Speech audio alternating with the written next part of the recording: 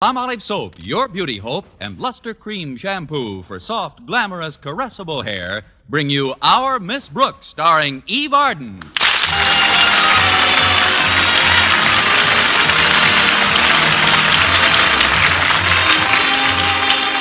Our Miss Brooks teaches English at Madison High School. And like most other teachers, she tries to stay on the best of terms with her principal, Mr. Osgood Conklin. This isn't always easy. You see, Mr. Conklin has high blood pressure, and it's wise to take him with a grain of salt. Of course, it's wiser not to take him at all. Anyway, on Thursday, he gave me a little honorary assignment to take care of on my own time, which consisted of a report he had to submit to the school board. I was to rephrase, punctuate, and proofread the 25 pages by morning. And sure enough, I got it all done by morning. In fact, when Mrs. Davis, my landlady, awakened me, I had been sleeping like a baby for over 20 minutes. You seem all upset, dear. What's the trouble? Nightmare? No, daymare. I was up all night with some extra work Mr. Conklin gave me. Oh.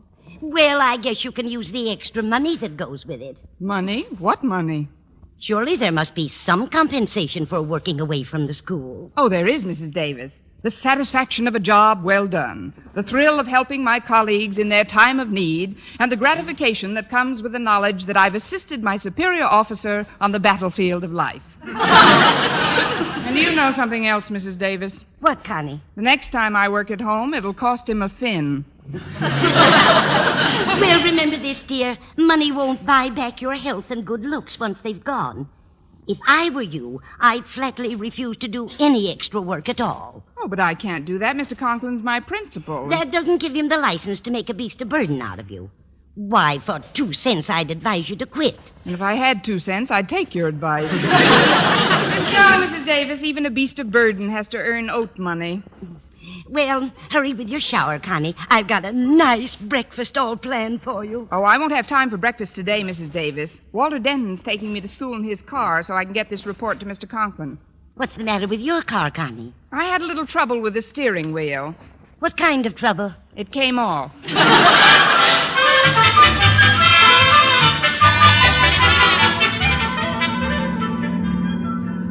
It's nice of you to give me this lift today, Walter. And I'd like to compliment you on your promptness, too. You were right on time. Oh, punctuality's a mania with me, Miss Brooks. Besides, if I wasn't on time, you'd let some other kid pick you up. Like I always say, the early bird catches the worm. Well, like I always say to the other worms, let's get some men and go fishing. Confidentially, Miss Brooks, you look like you could use a little help. You seem bushed. Frankly, I think you're work-happy, Miss Brooks. Work-happy? Yeah. What did you do last night after you got home from school? I worked on a report for Mr. Conklin. Aha! I knew it. Mr. Conklin shouldn't give you extra things to do. Why don't you tell him about it, Walter? Oh, I'm not kidding, Miss Brooks. If you let him, Mr. Conklin will make a beast of burden out of you. You gotta put your foot down. I may put all 4 of them down. And I've been reading in the papers that there's quite a shortage of good teachers. You don't have to tow-cow to anybody. I don't have to what, Walter? Tow-cow. It's Chinese slang for polishing the apple. Well, Walter, I don't tow-cow to Mr. Conklin. It's just that he's my principal. And Excuse me, Miss Brooks, but he's only your principal at school. After hours, he's just... Well, before I quote what I'm going to quote, I'd like to make a prior statement. Proceed. Well, any remark I make now is merely something I overheard in my daily contact with other members of the student body and does not necessarily reflect the opinion of the repeating eavesdropper. Well, repeat away, eavesdropper. I've heard sundry other pupils refer to Mr. Conklin as... Like I said, Miss Brooks, this isn't necessarily my opinion of him. You've made that very clear, Walter. Good. Well, some of the kids have spoken of Mr. Conklin as... After all, I go with his daughter, Harriet, you know. Yes, I know. It might not be the right thing to do, to talk about my father-in-law. Walter, you're not married yet. Well, that's right, too. Well, I've heard him called it... Gee, I wouldn't want Harriet to know about this. My lips are sealed, Walter. Now go on. Okay. Now, Mr. Conklin, in the eyes of some of the undergraduates at this high school, is nothing but a... Gosh, if I was Harriet's father and he was going to marry Harriet, I wouldn't want him to go repeating things about me. Then again, he'd probably be the first one to do it. Sure he would. So I'll tell. Tell. A kid in the cafeteria called Mr. Conklin a big inflated bag of ego. There, I said it. Give that boy a new Nash and a pair of pajamas to drive it in. You won't ever mention my mentioning this, will you, Miss Brooks? Oh, of course not, Walter. I wouldn't even want anyone to hear me thinking it. Mr. Conklin may be rather a disciplinarian, but he does have quite a job on his hands, too. Running a high school these days is difficult work. Now, just between you and me, Walter. Yes? How would you go about deflating a big bag of ego? Well, the first thing I'd do is not let him think I was afraid of my job. I'd walk in with whatever work I'd done for him last night, throw it on his desk, and say, "There you are. That's the last work I do outside of my regular school duties. Take it or leave it, Buster." Well, that sounds like sterling advice, Walter, but there's just one more thing I'd like to ask you. What's that, Miss Brooks? If Buster decides to leave it, Yeah? where's the nearest local of the Beasts of Burden Union?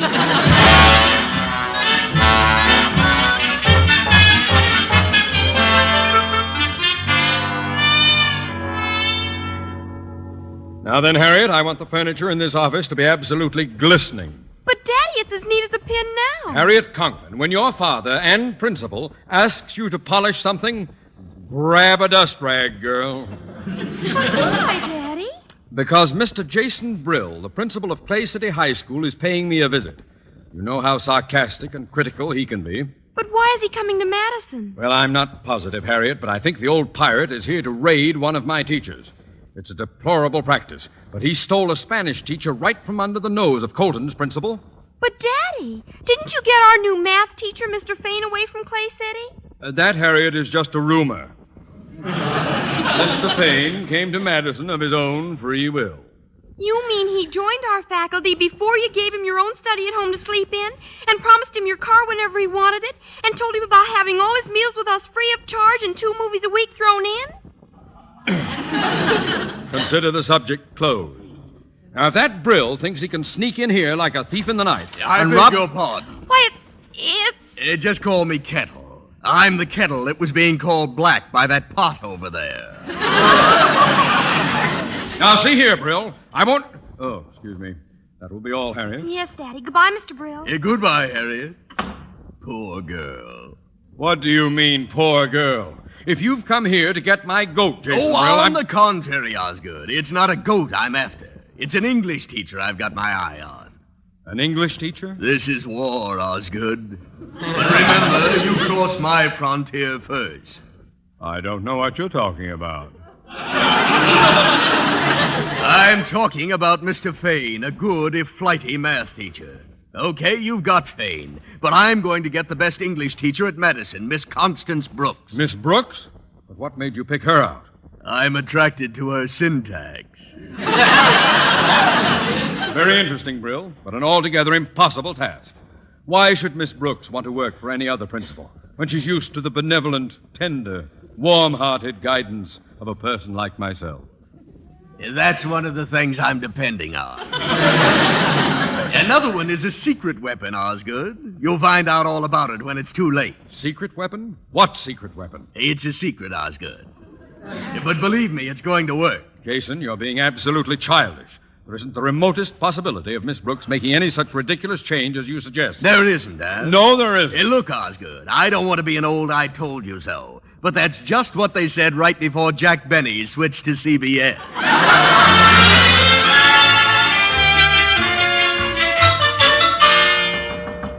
Come in. There you are, Mr. Conklin. That's the last work I do outside of my regular duties. Miss Brooks. That's it. Take it or leave it, Bitbuster. They've gotten to her. Come here, Miss Brooks. Sit down by my desk, if you please. What? Oh, but I've got a class soon, Mr. Conklin. That can wait. You've been working too hard lately, Miss Brooks. I have? That is, sure I have. I don't like it, you hear? I don't like it one bit. You don't? We here at Madison don't want our teachers to overwork. After all, you're an educator, a person of intellect and perception, not a beast of burden? Exactly. Look about you, Miss Brooks. The walls of this office. That picture hanging there of Madison's first principal, Yoda Critch. He certainly was. There's more to a school than the people. In it, there's tradition. A tradition of loyalty and industry, good fellowship and cooperation, but mostly loyalty. Why, when I think of our school song, it brings a lump to my throat. Oh, Madison, thou Madison, I love the air, thou... Madison? Thou Madison. Miss Brooks, come with me to the window. These hallowed walls, this lovely ivy-covered exterior.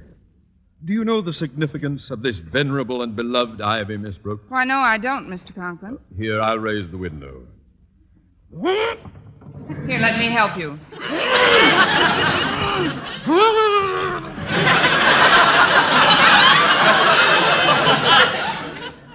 It's caught in that scummy ivy.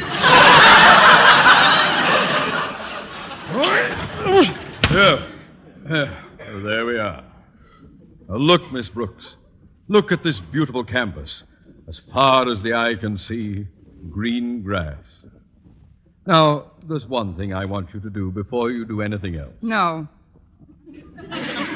What? No, I won't do it. Won't do what? I absolutely refuse to mow that lawn.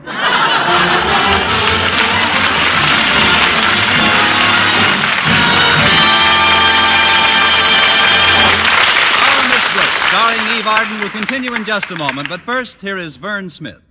The makers of Palmolive soap are giving away $100,000 in prizes. First prize, $49,000, plus over 4,900 other cash prizes in the Big 49 Gold Rush contest. Hundreds will strike it rich in this exciting Gold Rush contest. One of them may be you. It's easy to enter. Just finish this sentence in 25 additional words or less. I like Palmolive soap because. That's all. Just 25 words or less to finish the sentence, I like Palmolive soap because. Then mail your entry right away along with a Palmolive soap wrapper. Try for your share of that $100,000 in prizes right now. Your chance of winning $49,000 is as good as anyone's. Get entry blank with complete rules from your dealer or write your completed sentence on plain paper. Include your name and address and dealer's name and address. Mail with one Palmolive soap wrapper for each entry to Gold Rush Contest, Box 49, New York 8, New York. You better write that down. Gold Rush Contest, Box 49, New York 8, New York. Enter as often as you like, including one wrapper with each entry. But hurry, the contest closes a week from next Saturday. Mail your entry right away. Get Palmolive soap right away to help win a lovelier complexion. And try for your share of the $100,000 in cash prizes.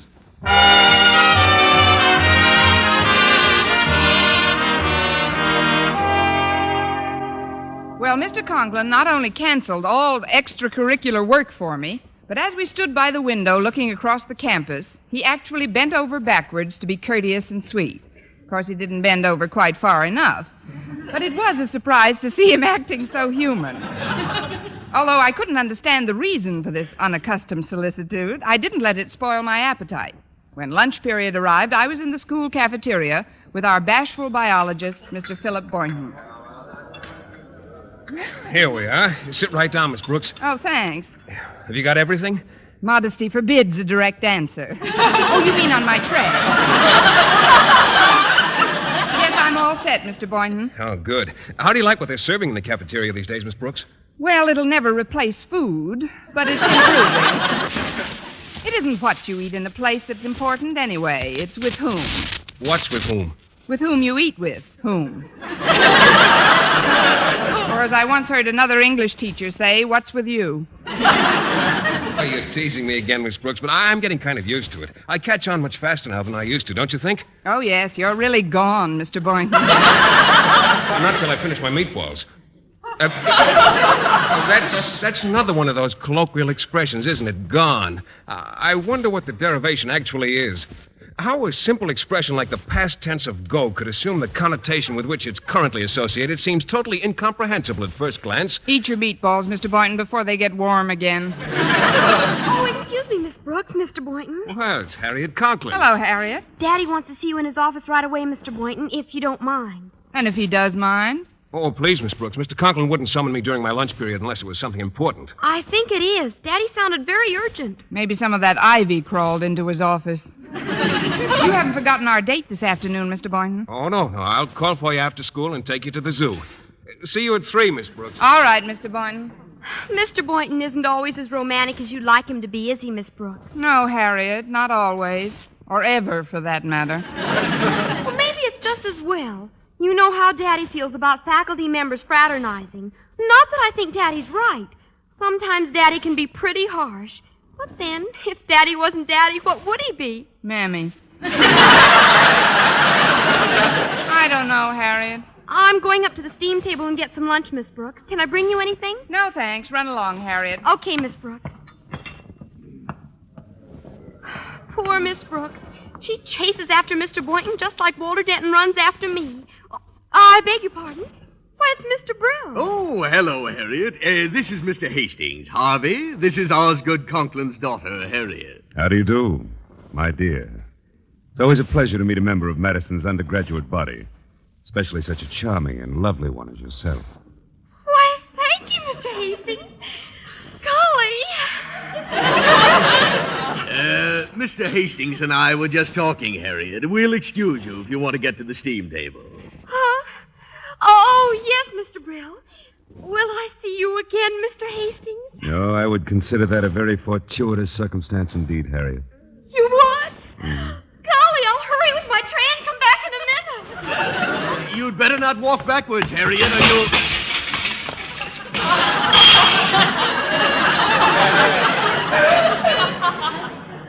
She did.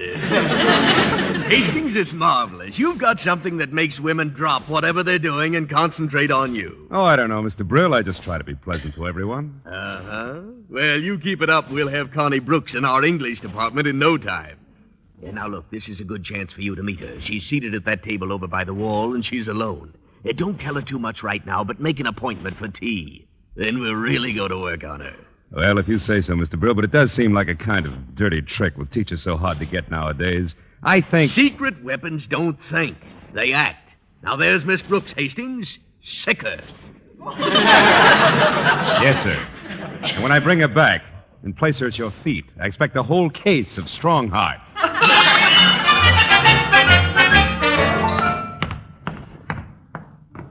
Oh, I beg your pardon, Miss Brooks, but may I introduce myself? What? Yes, I suppose. Well, I'm Constance Brooks. Yes, I know. My name is Hastings, Harvey Hastings. Are these chairs occupied? Just the one I'm sitting in. Help yourself, please. Thank you. I'm not going to be in town very long, Miss Brooks, and I'll have to move rapidly, so may I take you home after school? That's a little too rapidly. Just who are you, Mr. Hastings? Well, I'm a sort of a friend of Mr. Conklin's. He has? I dropped over today with Mr. Brill. Oh, the principal of Clay City High. What are you doing here, slumming? Oh, that must be the famous Brooks wit I've heard so much about. You can stop now. I have. Seriously, Miss Brooks, I think that your undergraduate body is wonderful. Mr. Hastings. No. The kids. Oh, the kids. Great bunch. Your faculty's nice, too. Yes, I still have them all. Oh, the teachers. Miss Brooks, there's one thing I just can't understand. How does a youthful, intelligent, lovely-looking person like yourself happen to be lunching alone? I beg your pardon? Didn't you hear what I said, Miss Brooks? You lost me after youthful. No, really, I just can't figure it out. All by yourself in this big cafeteria. Oh, a thing like this could never happen at Clay City. Oh, thank you, Mr. Hastings. Miss Brooks, I'm writing a book on the teaching of English in our high schools, and I'd certainly like to include an interview with Madison's outstanding authority on the subject. Oh, an interview. Well, I did have a date this afternoon, but... Shall we say tea for two at 4? Well, I guess so, but there's something I can't help thinking. Oh, what's that, Miss Brooks? Tea for 2 at 4 will mean zoo for 1 at 3.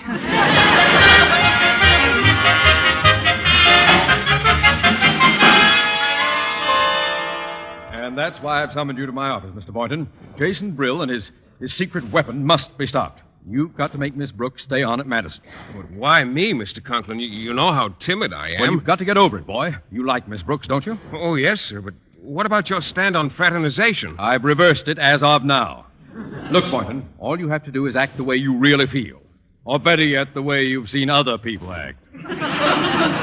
What do you mean, Mr. Conklin? Well, you've seen leading men on the screen, haven't you? Humphrey Bogart in Knock on Any Door, Errol Flynn in Don Juan. No, sir, I haven't seen those. Oh, well, what's the last movie you did see? The last movie I saw was called, I believe it was called Aerosmith. I don't go to movies much, Mr. Conklin. You see, I'm more of a radio fan. I listen to those mystery programs a lot. Mystery programs, eh? Well, that's just as good. According to my wife and daughter, those private detective fellows are as attractive as any of the movie stars. Now, why don't you act like one of them when Miss Brooks comes around? Me? Act like a private eye? Certainly. From what I hear, most of them merely sit behind a desk until some beautiful girl comes in. Then they open the drawer, take a big drink, and then they say, "Come on, babe, we're going on a caper." Whatever that is. Well, I won't take no for an answer, Boynton. You've got to do it. Mr. Conklin... It's for Madison, boy. Tell me that you'll try, Boynton. That's all I ask. All right, Mr. Conklin. I'll try.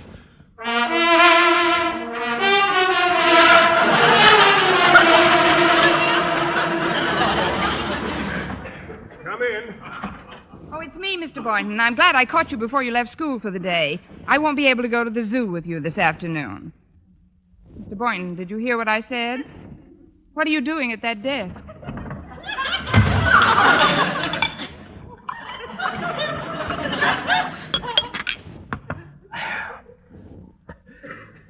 Park the frame, baby.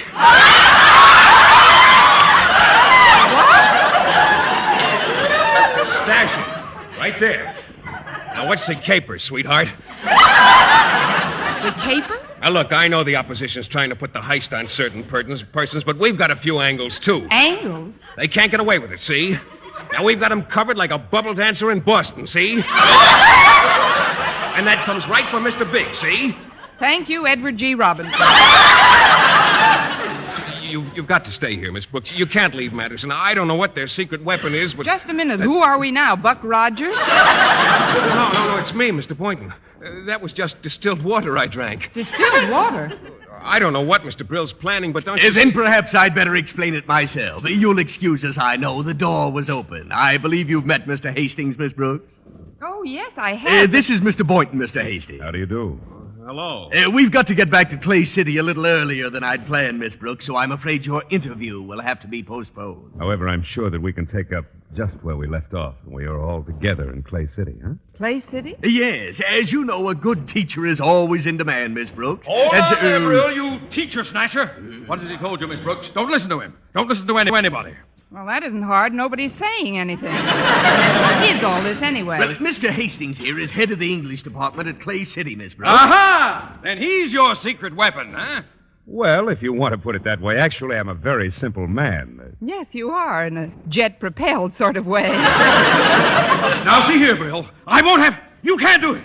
I'll have you... Oh, stop puffing, Osgood. You've come to a station. What do you say, Miss Brooks? Would you like to transfer to Clay City? Transfer? Well, come to think of it, I have been overworking lately. I might consider a transfer at that. Oh, you can't, Miss Brooks. Oh, why can't she? Have you got some extra chores she can do without pay? How about it, Mr. Conklin? Any more extra work? No, Miss Brooks, none at all. It's very pleasant at Clay City, Miss Brooks. Say you'll come. Say you won't. Which is it, Miss Brooks? Well, it's quite a problem. But now I'd like to ask a question, Mr. Brill. If I were a biology teacher, would you want me to come to Clay City? A biology teacher? Well, frankly, no. There's no opening for a biology teacher. That's all I wanted to know. Good day, gentlemen. I'm remaining at Madison. Well, we tried. Come on, Hastings. Goodbye, Miss Brooks. Ah, good for you, Miss Brooks.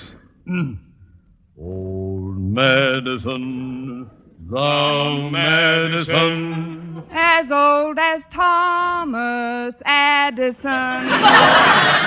Oh, hallowed halls, Oh, basketball, how short the day how short the pay. when we've gray hair at Madison. We'll still be there at Madison. Hello, Clay City.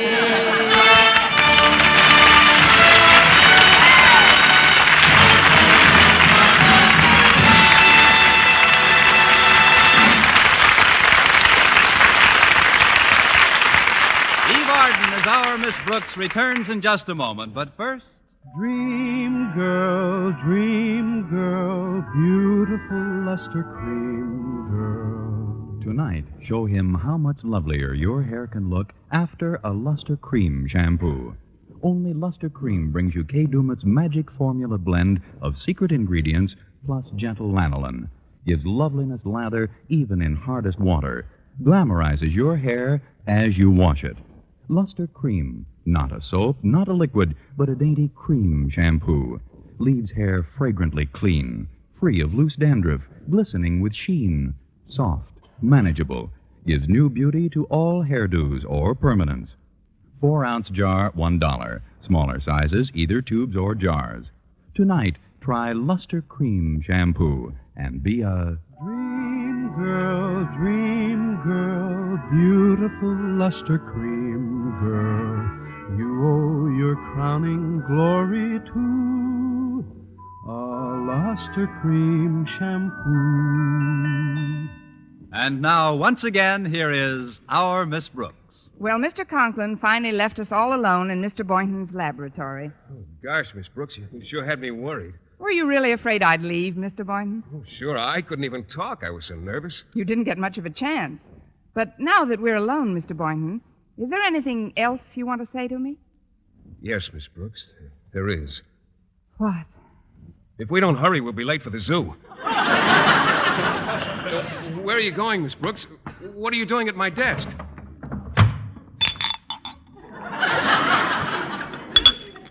Park the frame, baby. You're in for the caper of your life.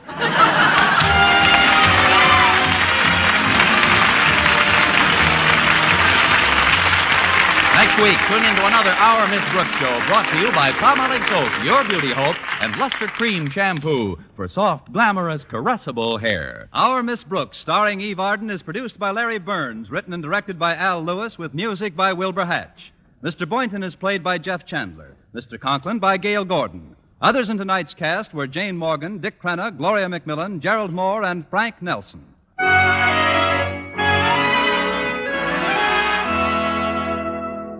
Men, do you shave with a lather or brushless shave cream?